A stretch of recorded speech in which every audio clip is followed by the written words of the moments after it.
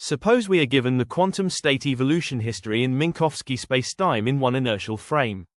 Is the data sufficient to determine the state evolution histories in other inertial frames? Many would guess that the answer is yes, because changing coordinates should not require new physical data.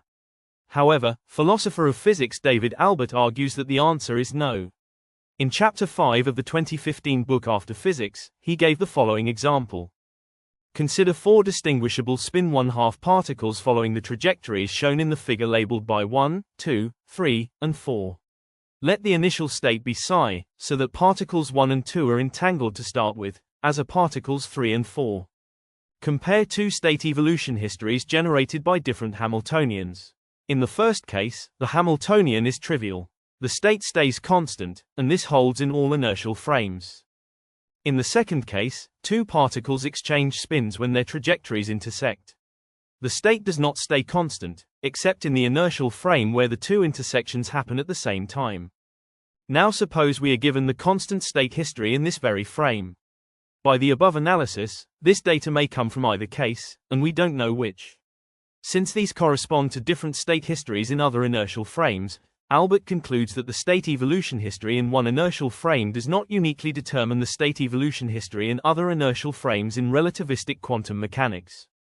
In his book, Albert even took this as a suggestion to give up the principle of relativity and to select preferred inertial frames.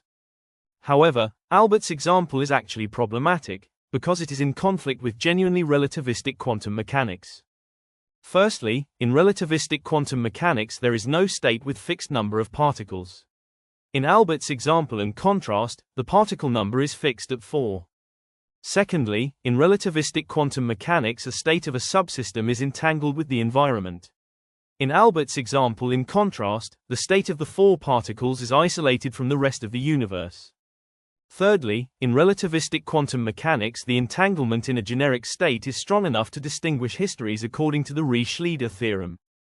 This theorem implies that for a non-vanishing operator A supported in a bounded region and a generic non-vanishing state psi, we must have A, psi not equaling to 0. In a situation like Albert's example, we have 2 time evolution operators U and V that only differ in a bounded region so that their non-vanishing difference is supported there.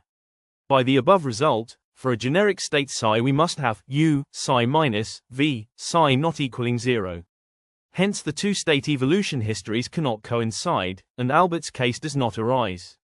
To support a conclusion about relativistic quantum mechanics, examples from genuinely relativistic quantum mechanics are required. Albert's example with a fixed number of particles unentangled with the environment does not qualify.